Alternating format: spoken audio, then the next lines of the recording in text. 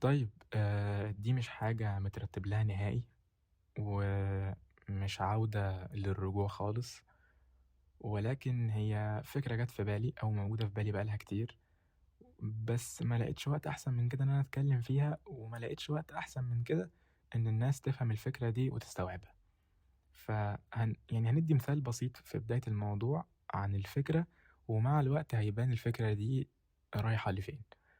دلوقتي خلّينا نتخيّل مع بعض حاجة أو موقف معيّن، إن في شخص إحنا نعرفه والشخص ده بيمثّل لك أو بيمثّل لِك 90% من المعلومات اللي بتخُش لك في الحياة، والمعلومات هنا مش قصدي معلومات عن دراسة معيّنة أو حاجة، معلومات قصدي بيها إنه أي حاجة بتيجي لك من برّه سواء بتشوفها أو بتسمعها، بتدوّر عليها، حد بيشرحها لك أيًا كان، دي كلّها بتبقى معلومات بتخُش جوّه الدماغ والمُخ بيتعامل بيها وبيسجّلها في الذاكرة، ومع الوقت بيتعامل بيها لو أنت سِبتها من غير ما تفكّر هل هي واقعية، طَب هل هي صح، أو دوّرت وراها أو أي حاجة من الحاجات دي، لو ما عملتهاش المُخ بيتعامل إن دي حاجة واقعية وبيشتغل بيها. فخلّينا نتخيّل إن دلوقتي في شخص أنت بتاخُد منّه معظم معلومات حياتك، تمام؟ والشخص ده في وقت من الأوقات هو في خلاف مع شخص آخر بقى له مدة زمنية كبيرة جدًا، وفي آخر فترة الخناقة اللي بينه وبين الشخص ده يعني بقت أقوى بكتير، وبقت أعنف بكتير، وبقى فيها خساير كتير.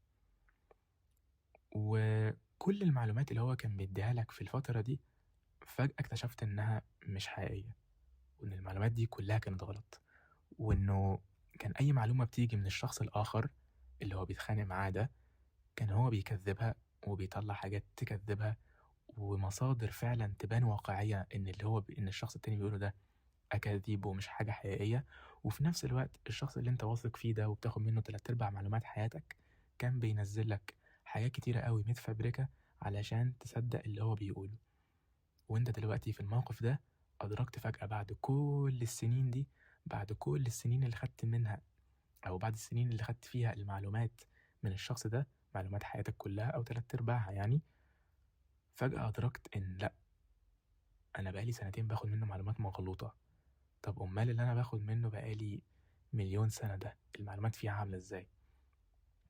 فأعتقد دلوقتي لازم تفكّر شوية في المعلومات اللي أنت خدتها من الشخص ده، هل هي منطقية، هل هي صحيحة، هل هي مفروض آخد بيها وأتعامل بيها، والّا هي كانت مجرّد حاجات غلط وأكاذيب زي كل اللي كان بيقولها في السنتين اللي فاتوا دول. أعتقد دلوقتي أنت بدأت تفهم شوية أنا باحاول أوصّل المعلومة عن إيه، وعشان لو أنت ما فهمتش أنا هاحاول أفهّمك بقى ونوصّل المعلومات. اللي أنا باتكلّم عنه ده مجموعة من الناس أو مجموعة من الحاجات اللي ما ينفعش نقول اسمها علشان تقدر تسمع الحلقة دي، مجموعة من الناس موجودين من زمان جدًا، بيعملوا مشاكل بقى لهم كتيرة جدًا، بيعملوا مشاكل بقى لهم فترة كبيرة جدًا، آآ وهُم يمتلكوا كل حاجة بتدّي لك معلومات في الدنيا، وكان في ناس تفضل تكذّب ده وتقول لأ مش حقيقي، طب ما في حاجات بتنزل يا جماعة ضد الناس دي عادي و إلى آخره، بس أعتقد في السنتين دول أنت شُفت بعينك كل الحاجات اللي بتثبت إن الناس دي بتكذب، وإن كل اللي بيقولوه ده مش حقيقي، وإن هُم متحكمين في أي حاجة بتوصل لك بشكل فظيع جدًا، وأنت لازم تعافر عشان توصل للمعلومة الحقيقية اللي هي بتفضل دقايق أو ساعات أو يمكن أيام معدودة وفجأة بتتشال في لمح البصر، والمعلومة بتبقى كأنها ما كانتش موجودة خالص، ومش بس كده، في معلومة بتطلع مضادة ليها إن ده ما كانش واقعي، وإن الواقع أهو يا جماعة شوفوه قدامكم ده الواقع، وإن الناس التانيين دول مش كويسين، وإن هم غلطانين، وإن هم يستحقوا اللي بيحصل لهم ده كله، وإن إحنا المظلومين وهم ظالميننا. ففي ظل الراحة اللي موجودة دلوقتي بإن الخناقة دي وقفت، المفروض تكون وقفت وإن شاء الله نتمنى إنها تكون وقفت.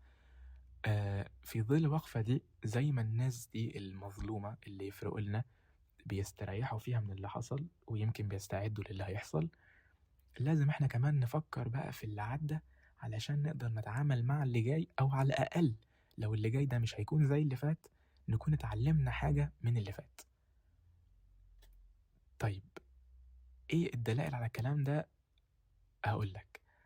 اول حاجة دلوقتي، اكبر محرك بحث في الدنيا كلها احنا عارفينه متكون من 6 حروف، وكل حرف فيهم معمول بلون. المحرك ده حرفيا الناس كلها بتخش عليه كل يوم، كل ثانية، كل دقيقة بتخش عليه تدور على معلومات عن أي حاجة في الدنيا، سواء دراسة، سواء شغل، سواء أي حاجة أنا فكرت فيها وعايز أدور عليها، بخش على هذا المحرك وأدور على اللي أنا عايز أعرفه. المحرك ده شفناه خلال السنتين اللي فاتوا دول قد إيه هو بيساعد الناس اللي احنا مش حابينها ومش فارقين لنا، قد إيه هو بيساعدهم بكل جهد إن هم يعرفوا أماكن الناس التانية اللي احنا بنحبهم وفارقين لنا علشان يتخلصوا منهم. فده كان أول دليل إن الناس دي متحكمة في جزء أهو، بلاش نقول كل الأجزاء، في أول جزء أهو، وهو معلومات الدنيا كلها. الحاجة الوحيدة اللي بدور عليها على معلومات في الدنيا وهي المنصة دي، الناس دي متحكمة فيها وبتقدر تستغل هذه المنصة بشكل أو بآخر، كأننا ما نعرفش يعني إيه الصلة. بتتحكم في المنصة دي اللي بتوصل لك كل معلوماتك اللي بتدور عليها يوميا، أيا كان استخدامك لهذه المعلومات هي تحت إيدين الناس دي. فدي أول حاجة. تاني حاجة، أي حاجة من الترفيه سواء مسلسلات، منصات بتعرض مسلسلات أو أفلام أو منصات أغاني، برضو تحت تحكمهم. والدليل على كده إن برضو شركة معروفة بتاعت بتحط يعني منصة بيتحط عليها أغاني أو بودكاست أو أيا كان، والبودكاست دي غالبا هتنزل عليها. المنصة دي ال CEO بتاعها، أو بالعربية المدير التنفيذي لهذه الشركة، قرر إنه يستثمر في شركة ليها دعوة بالحاجات اللي بتتعمل علشان تخلص بيها على الناس. ده يعني الطريقة اللي ممكن نقولها من غير ما يحصل أي مشكلة في الحلقة دي وتتمسح. فهو الشخص ده بيستثمر في هذه الشركة اللي هي المفروض ألمانية، يعني وينك وينك ألمانية. فالشخص ده بيستثمر فيها، وطبعا دي حاجة عادية، وبيطلعوا يتكلموا ان دي حاجة عادية وملهاش اي علاقة باللي بيحصل، وان دي ما فيهاش اي مشاكل. يا جماعة انتوا ليه مكبرين الموضوع؟ فده تاني دليل ان الحاجة اللي بتخش لك حتى الأغاني تحت تحكم هذه الفئة من الناس اللي احنا ما بنطقهمش ومش عايزين نشوفهم تاني في حياتنا. تالت حاجة، وهي يعني مهمة جدا بصراحة، مهمة جدا وبتمثل كل حاجة في الدنيا حاليا للشباب ومعظم الناس، حتى الناس الكبيرة بقت يعني بتتعامل بيها وبتفكر، أفكارها كلها بتيجي منها وبتتفرج على كل حاجة عليها، وهي السوشيال ميديا أو منصات التواصل الاجتماعي. كلها بلا استثناء تحت تحكم هذه الفئة من الناس، ما عدا منصة يعني دي اللي عرفنا منها شوية المعلومات عن هذه الخناقة، المعلومات الحقيقية اللي كانت يعني بتتمسح، وحاليا هي بدأت برضو تبقى تحت تحكمهم. ولكن خلينا يعني نستبعدها دلوقتي ونتكلم عن الحاجات اللي احنا عارفينها.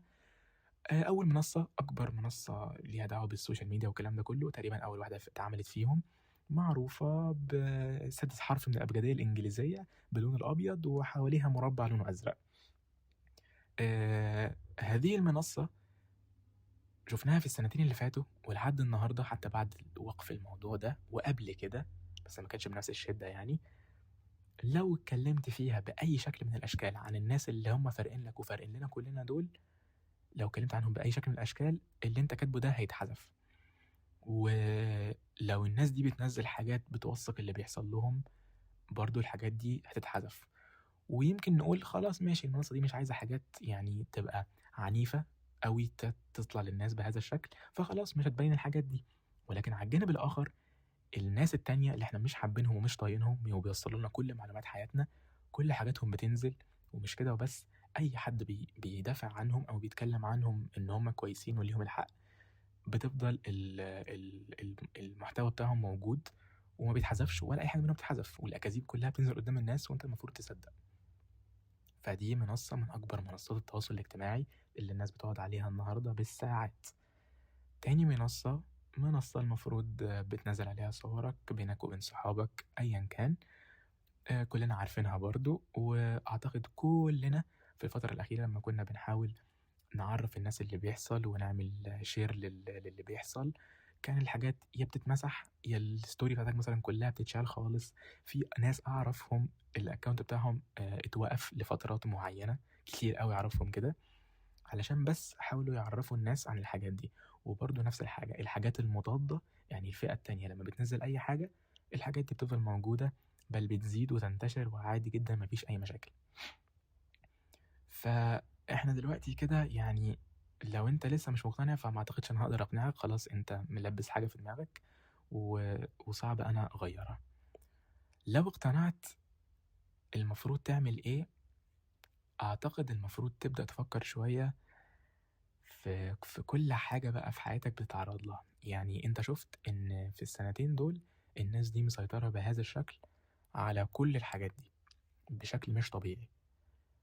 فمحتاج تفكّر طيب يعني الناس دي هي اللي بتورّيني كل يوم بوستات معيّنة أو reels معيّنة أو stories معيّنة أو مسلسلات معيّنة أو أغاني معيّنة أو أيًا كان أي حاجة من الحاجات دي، هم المتحكمين فيها بشكل مش طبيعي. مش عايز أقول 100% ولكن 99% الناس دي متحكمة في معظم المحتوى اللي بيطلع لك في أي حتة، سواء مسلسلات، أفلام، أغاني، posts معيّنة، reels معيّنة، هم متحكمين في اللي بيطلع لك. فأعتقد المفروض في الفترة دي اللي الناس كلّها بتحاول تاخد فيها راحة من اللي كان بيحصل، إن أنت تفكّر في إن لأ، أنا لازم أقف مع نفسي شوية في اللي باشوفه. لازم أي حاجة باشوفها أفكّر فيها هي بتحصل ليه، أو أنا باشوفها ليه، أو أنا استفدت إيه من المعلومة دي. وأفكّر ويعني وتفكّر نفسك كويس أوي، هو أنا دخلت على الموقع ده مثلًا بالذات علشان أدوّر على إيه؟ هل أنا كنت داخل أشوف حاجة معيّنة والّا أنا بس عندي إدمان فظيع إن أنا عايز أشوف أي حاجة في الدنيا، فداخل من كتر ما أنا عايز أمسك الموبايل وخلاص، فبافتح أي application، فأنا بافتح الapplication عشان أنا عايز أفتح الapplication، مش عشان أنا عايز أشوف حاجة معيّنة على الapplication. لأ، أنا داخل عشان أنا بقى عندي إدمان وهوس مش طبيعي بالحاجات دي، وأنا عمّال أشوف وأقلِّب، وأقلِّب، وأقلِّب، وأقلِّب في كل application social media وأيًا كان أي حاجة تانية سواء مسلسلات أو أفلام أو أيًا كان من الحاجات دي، كلّها الناس دي متحكمة فيها وبتغرس أفكار يومية، يومية عن الحاجات اللي هم عايزين يوصّلوها لك ويوصّلوك ليها. يعني ما عنديش نصيحة يعني بارزة أقولها، لإن زي ما قُلت أنا حاجة مش متحضّر لها، ولكن هي فكرة وحاسس إن لازم الواحد يتكلّم فيها، إن على الأقل لازم تبدأ تفكّر في اللي بتشوفه كل يوم. لو أنت قررت إن خلاص أنا مش هامسح الحاجات دي أو مش هاقدر، يعني صعب ما تقدرش، ما أعتقدش إن في حد مش قادر، دي حاجات هايفة يعني. ولكن لو أنت شايف إنك ما تقدرش، فعلى الأقل، على الأقل حاول تبذل مجهود في إن أنت كل حاجة بتعدّي عليها تفكّر، أنا استفدت منّه حاجة؟ طب ده أنا فعلًا عايز أشوفه؟ طب هل ده بيبسطني والّا بيضايقني؟ الحياة بتاعة الinfluencers والممثلين والمغنيين اللي أنا عمّال أشوفها ليل نهار، وبارجع أبقى مكتئب من حياتي، وافتكر إن حياتي مش عادية، واللي أنا فيه ده مش عادي، ومستواي الاجتماعي ده مش عادي، وإن أنا المفروض أكون عايش في المكان الفلاني، ومعايا العربية الفلانية، وباسافر في البلاد دي كلها إلى آخره. أعتقد الحاجات دي كلها بعد جولة طويلة جدًا من التصفح في أي موقع من السوشيال ميديا، أعتقد بتطلّعك وأنت مكتئب، وعندك أفكار بإن أنت مش شخص كويس، أو أنت مش كفاية، اللي أنت بتعمله مش كفاية. أنا إزاي ما عنديش ملايين، ملايين، ملايين في سني ده وغيري معاه في سني وأصغر من سني، إزاي أنا مش باسافر الحتت دي، إزاي أنا مش باشتري اللبس ده، إزاي أنا مش معايا العربية دي، مع إن اللي أنا شايفهم قدّامي بسهولة بيجيبوا الحاجات دي. لازم تبدأ تفكّر في اللي بتشوفه، لازم تبدأ تفكّر اللي بتشوفه ده بيأثّر عليك إزاي، لازم تبدأ تفكّر اللي بيعرض لك الحاجات دي هو مستفيد منّك إزاي، هل هي ماديات بس والّا هل هي ماديات وهو عايز يفيدك فعلًا؟ أكيد، أكيد يعني دايمًا في حاجات بتبقى في جزء منها كويس، طبعًا بيبقى الأقل يعني، ولكن بيبقى دايمًا في جزء كويس. في ناس بتبقى بتستخدم المحتوى ده بيجيب لها فلوس وبيجيب لها رزق كبير جدًا، ولكن في نفس الوقت هو محتوى مفيد، بس ده أقل القليل. يعني خلّينا نتغاضى، أنا قُلت الاسم وممكن أكون قصّيت الحتّة دي بس، فقُلت اسم الشركة فهنرجع يعني. فلو أنت اللي بيطلع لك في المنصات دي معظمه حاجات ناس كويسة، دي حاجة كويسة فعلًا، ولكن برضه هيطلع لك بسبب حاجة اسمها الalgorithm أو الخوارزميات، إن هيطلع لك حاجات أنت مش عايزها، مش عايز تعرفها، ومع الوقت بتبدأ تتعود عليها وبتحس إن أنت عايز تشوفها، ولكن الواقع إن هم عايزينك تشوفها وعايزينك تستهلكها عشان يوصل لك أفكار معينة وتستهلك أكتر وييجي لهم فلوس أكتر من غير ما تكون أنت مستفيد، بل بالعكس بتكون متضرر. فيعني في النهاية آآ ما عنديش فعلًا حاجة أقولها بارزة زي ما قُلت، ولكن على الأقل حاول تفكّر في اللي أنت بتشوفه كل يوم، اللي أنت يعني مُحاط بيه كل يوم، بيوصّلك لإيه؟ هل هو بيحفّزك؟ هل هو بيخلّيك تتضايق أكتر؟ هل هو بيساعدك في علم؟ هل هو بيساعدك في حياة؟ هل هو بيساعدك في إنتاجية مثلًا؟ والّا بجد هل هو فعلًا بيدمّرك بس كل يوم زيادة عن اليوم اللي قبله؟ ليه؟ لإن زي ما شُفنا اللي بيدّيني المعلومات دي هو نفس الشخص اللي كان بيدّيني معلومات خلال سنتين، معلومات كاذبة، معلومات مغلوطة، معلومات كلّها نفاق وكذب ومش حقيقة ومش واقع، والواقع إحنا شُفناه لمّا اجتهدنا، لمّا اجتهدنا وقعدنا كلّنا ندوّر على الناس الموثوقة، ده كان اجتهاد.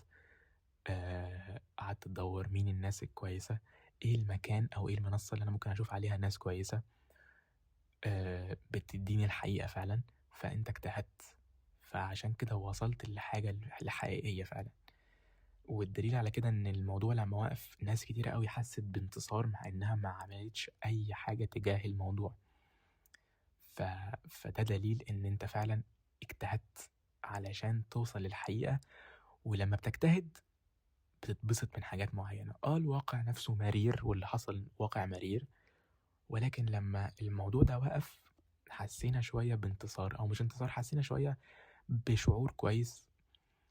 آآ ليه؟ لإن أنا حاولت أعرف الحقيقة وفعلًا الحقيقة دي انتصرت.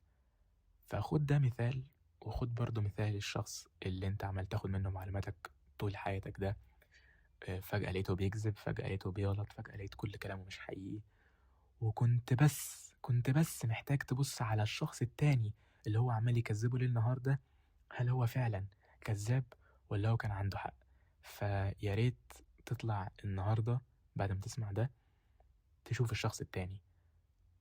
مين الشخص التاني؟ هو ضميرك.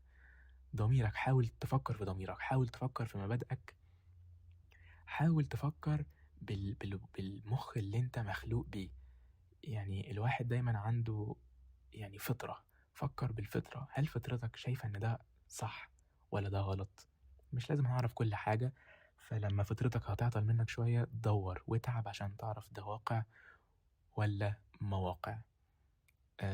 بس كده، أتمنى تكون دي كانت حاجة مفيدة، ويعني إن شاء الله الحلقات ترجع وبس. شكرًا ليكم.